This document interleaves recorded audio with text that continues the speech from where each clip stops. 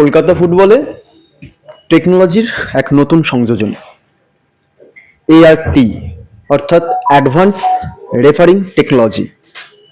আমরা বিশ্ব ফুটবলে দেখেছি ভার, যেটা কিনা ফুটবলে নানান ধরনের ভুল ত্রুটি, যেটা রেফারির মাধ্যমে যে ভুল ত্রুটিগুলো সামনে ধরা পড়ে, ফলত কলকাতা ফুটবল সেই একই পথে হাঁটছে এবং তারা এই খেলা সংক্রান্ত নানান ভুলভ্রান্তিগুলো যাতে এড়ানো যায়, ফলত সেই বিষয়ে তারা দৃষ্টি আকর্ষণ করে যাদবপুর বিশ্ববিদ্যালয়ের সাথে তারা এই নতুন ফুটবলের এক অভাবনীয় প্রযুক্তি আনতে চলেছে, যা কিন্তু দৃষ্টান্ত স্থাপন করবে বাংলা ফুটবল এবং বাংলা ফুটবলকে আগামী দিনে আরো এগিয়ে নিয়ে যেতে সাহায্য করবে।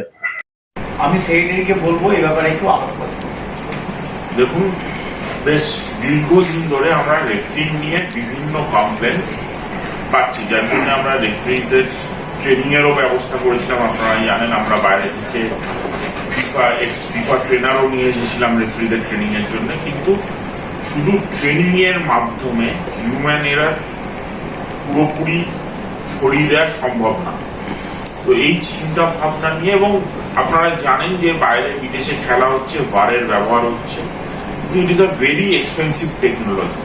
মানে ইন্ডিয়া কোথাও এখন অব্দি ভার সেইভাবে ব্যবহার করা সম্ভব হয়, শুধুমাত্র তার যে খরচা পড়ে সেটা আমাদের পক্ষে ম্যানেজ করা সম্ভব না।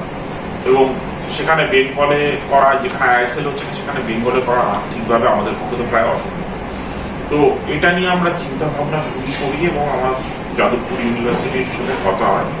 আমাদের এখানে প্রফেসর ভাস্কর গুপ্ত আছেন বিসি, এবং অমিতাভ দত্ত মহাশয় আছেন প্রভিসি জেইউ। আলোচনা শুরু হয় যে এই ভার বা এই যে টেকনোলজিটা, এটা কি আমরা দেশীয় ভাবে করতে পারি। এবং এই ব্যাপারটায় আমি ধন্যবাদ জানাবো যাদবপুর ইউনিভার্সিটিতে যে ওনারা যথেষ্ট ইন্টারেস্ট নেন এবং ওনারা এটা নিয়ে কাজ করা শুরু করে। আমরা জানি শুধু পশ্চিমবঙ্গ নয়, ভারতবর্ষের সেরা মেধাটা যাদবপুর ইউনিভার্সিটি আমরা দেখতে পাই, এবং তারা তাদের ছাত্রদের নিয়ে এই প্রজেক্টটা শুরু করে এবং এই প্রজেক্টটার ফার্স্ট ফেজ আমরা কমপ্লিট করতে পেরেছি।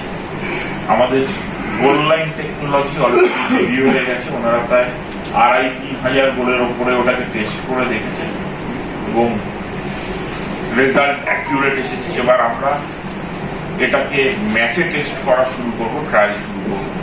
আমাদের প্ল্যান হলো সুপার সিক্সে এই গোল লাইন টেকনোলজি নিয়ে আসা, এবং এরপরে অফসাইড বা ফাউল এইগুলোর জন্য ওনারা সেকেন্ড ফেজটা ডেভেলপ করার কথা চলছে, এবং এটা ম্যাচ ট্রায়াল হয়ে গেলে ওনারা সেকেন্ড ফেজটায় হাত দেবেন। এবং এটা যদি আমরা করতে পারি সম্পূর্ণভাবে, তাহলে এটা সম্পূর্ণভাবে দেশি প্রযুক্তিতে কাজ হবে।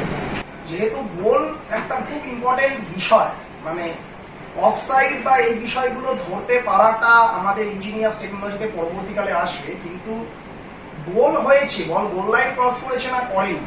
মানে আমরা কিছুদিন আগেও দেখেছি ইন্ডিয়া ভার্সেস কুয়েত যে ম্যাচটা হয়েছিল, সেখানেও একটা বিতর্কিত গোলের সমস্যা দেখা দিয়েছিল, যেখানে বলা হয়েছিল যে বল কর্নার হয়ে গেছে অথচ সেই বলে গোল হয়েছে।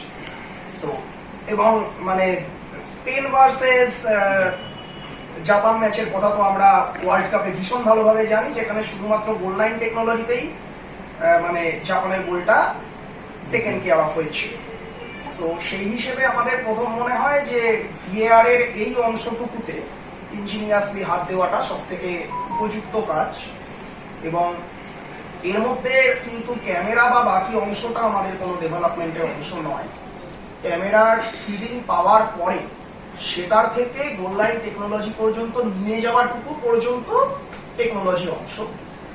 এখানে অবশ্যই যত ভালো ক্যামেরা দিয়ে তার ক্লিপিংস নেওয়া হবে, সেই ক্লিপিংসটা তত বেটার কাজ করবে। আপাতত আমরা আমাদের যে জেনারেল অ্যাভেলেবেল ক্যামেরা সেটা নিয়েই কাজ করার চেষ্টা করেছি। আমাদের ইনিশিয়াল ক্যালকুলেশন অনুযায়ী মোটামুটি 30x ক্যামেরা 30x জুম সম্বলিত একটি ক্যামেরা। খুব স্পেসিফিক্যালি বলতে গেলে আমি যেখানে ক্যামেরাটা লাগাচ্ছি, মাঠের বাইরে তো আমার ক্যামেরাটা লাগাতে হচ্ছে, আমাকে ক্যামেরাটা কখনোই মাঠের ভেতরে লাগানো সম্ভব নয়।